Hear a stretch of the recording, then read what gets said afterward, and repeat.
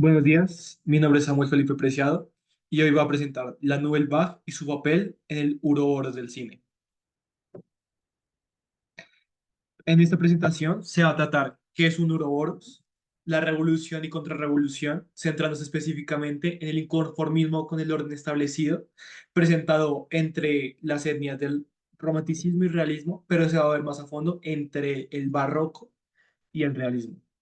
También se va a ver de manera muy somera la Nouvelle Vague, porque surgió, en que innovó, cómo se relaciona la Nouvelle Vague con el concepto del Ouroboros, las similitudes entre la Nouvelle Vague, el estado actual del cine, y el Ouroboros, cómo las películas de hoy se volvieron plásticas y si es posible que venga otra revolución como la Nouvelle Vague. En primera instancia, hay que explicar qué es un Ouroboros. El Ouroboros es un antiguo símbolo que representa una serpiente o dragón devorando su propia cola, formando un cuerpo con un círculo con su cuerpo. Este símbolo, presente en diversas culturas, simboliza el ciclo eterno de las cosas, la regeneración y la continuidad de la vida. También puede representar el esfuerzo eterno o la lucha eterna. El Ouroboros lo que significa es que todo es cíclico, todo tiene, o sea, no hay un comienzo ni un final, todo lo que alguna vez fue volverá a ser. Es un concepto que se explicará y se como relacionará con los temas más adelante, pero en pocas palabras es que no hay ni un principio ni un fin, todo es un ciclo constante.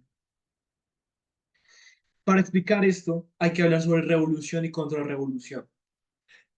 Un ejemplo como el ejemplo más importante y que es más válido para este caso es el del arte.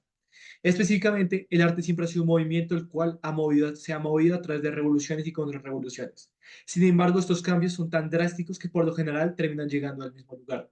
Un ejemplo claro de esto es lo que sucedió entre los años 1730 y 1880, donde se generó un uroboros, ya que los temas eran cíclicos. Esto se puede ver porque el rococó tomaba temas que eran la naturaleza, tomaba temas que eran la exaltación del yo, de la naturaleza, temas un poco idílicos, por decirlo de alguna manera. El neoclasicismo se alejó como de todo eso.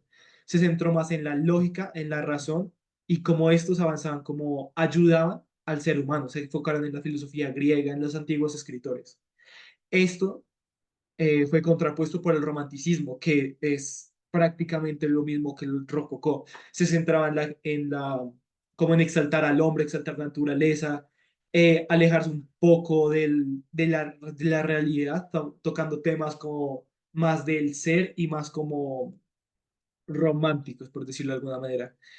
A esto se le contrapuso el realismo, los cuales tenían temas totalmente opuestos, los cuales eran exaltación de lo que estaba pasando en realidad, cogía personajes de la vida real, personajes, no sé, un panadero, alguien que de verdad tenía experiencias reales y se centraba en poner como críticas sociales, ponía a mostrar la realidad, digamos, de las clases bajas en muchos sentidos. Como se puede ver aquí, los temas van en algo cíclico, van de eh, la idealización de la naturaleza del hombre al pensamiento racional y a mostrar las cosas como son, los hechos, otra vez esa exaltación como en la naturaleza del hombre, para otra vez terminar en el realismo.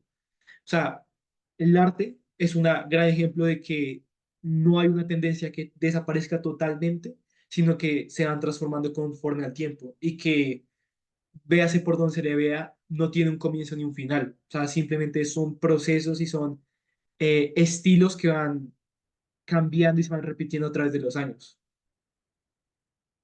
¿Cómo se relaciona esto con la Nouvelle Vague?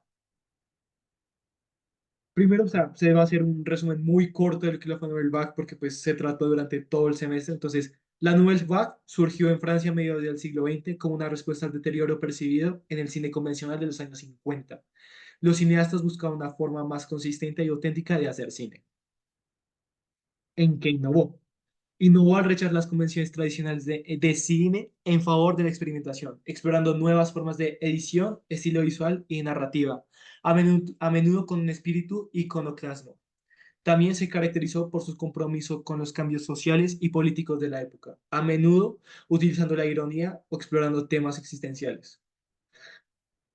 O sea, acá se puede ver cuál es la relación con el Uroboros, ¿sí? Porque ¿en qué se relaciona con la Nouvelle Vague? La Nouvelle Vague es un movimiento cinematográfico revolucionario que emergió en Francia a mediados del siglo XX. Comparte similitudes con el antiguo símbolo de Ouroboros. ¿Por qué? Porque por el tema de la renovación y el ciclo eterno. ¿Esto qué quiere decir? La Nouvelle Vague busca romper con las convenciones cinematográficas, al igual que el Ouroboros representa la eterna renovación al morder su propia cola. Y ambos simbolizan la circularidad, la transformación y la continuidad. Nouvelle Vague porque en la generación de los 50, en la generación de los padres, como lo llamaban algunos autores de esa época, el cine no era un cine, aparte no era un cine de autor, los temas que trataban eran idílicos, trataba temas que no eran de la vida real, tenía situaciones fantásticas con personajes no del común, personajes que difícilmente son no creíbles, pero presentes en la vida cotidiana. Y aparte de eso, no tenía ninguna crítica, no tenía ningún mensaje de trasfondo, como si lo tuvo la Nouvelle Vague. La Nouvelle Vague cambió todo esto. La Nouvelle Vague puso en primera plana lo que es ser un ciudadano de una ciudad grande como lo es París, como se demuestra en los 400 golpes. Muestra cómo es ser una mujer en los años 50, un tema como completamente olvidado por decir generación del 50, porque son temas tabú en muchos casos, más para esa generación y más para la época en la que se trataba eso. La mayoría de las películas de la Nouvelle Vague querían mostrar, aunque, aún con la simplicidad de sus películas, querían mostrar algún aspecto de la sociedad que la gente no conociera. Quería mostrar o quería concientizar al público sobre las dificultades o sobre algún aspecto social que ellos tal vez no conocen. Además de que innovaron con las técnicas de grabado, en las técnicas como de tomas, de cinematografía, o sea, avanzó mucho el cine. Sin embargo,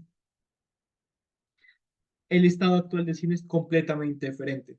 La Nouvelle Vague, con su espíritu de innovación y cambio, contrasta con el estado actual del cine, que algunos críticos consideran estancado en fórmulas repetitivas y dominado por grandes estudios. Lo que ha pasado actualmente es que aún sigue existiendo cine de autor, o sea, que es algo que la Nouvelle Vague introdujo y sigue existiendo a día de hoy, pero las ideas, todo lo que innovó la Nouvelle Vague fue bastardeado, porque no hay otra mejor manera de ponerlo, fue bastardeado por los grandes estudios, las grandes producciones de ahora, las grandes producciones de ahora, porque cogieron el punto de partida que había puesto la Nouvelle Vague, todas las innovaciones que tuvo la Nouvelle Vague, las tomaron y en vez de hacer mejores películas, películas que tuvieran un mejor sentido, mejor como propósito social o como tuvieran una mejor, mayor calidad, cogieron todo lo que la Nouvelle Vague les enseñó y lo convirtieron en merchandising, lo convirtieron en para vender, básicamente. Se convirtió más de una forma de transmitir un mensaje, no sé, de concientizar o expresar unos sentimientos a simplemente vender, a simplemente ser las películas más taquilleras de la historia. O sea, tiene que ver con el Ouroboros porque el estado actual del cine tiene muchas características similares con el estado actual antes de que llegara la Nouvelle Vague. Un cine banal, un cine que no tenía, que tenía como tenía situaciones fantasiosas, que tenía, eh, eran películas en las que no había como gran concientización del espectador, que no tenía un mensaje de trasfondo, que sus situaciones eran completamente irreales, que aunque algunas situaciones, no sé, en estas películas son con personajes de la vida real, los ponen en situaciones que más, o sea, como que nunca, o sea, que son completamente irreales e imposibles. Entonces, viene una revolución, es el otro punto. Como vimos la literatura, todo es un ciclo. Entonces, mi pregunta que hago ahora es, ¿existirá en el futuro algo que se le contraponga a los grandes monopolios como Disney, como las películas que ha generado Netflix, por ejemplo, que no, sí, que se estancaron, que los temas ya son refritos, que las grandes películas ya no surgen como antes, sino lo que se está viendo hoy en día, que se prefiere crear una buena película para vender que una buena película para hacer. Entonces, espero por el bien del cine que aparezca una nueva forma de hacer cine donde se sigan concibiendo las grandes producciones, donde se sigan teniendo grandes presupuestos, pero se puedan poner y se puedan alocar a producciones que tengan un poco más de significado y un poco más de importancia y un poco más de concientización de lo que se está viendo hoy en día. Gracias.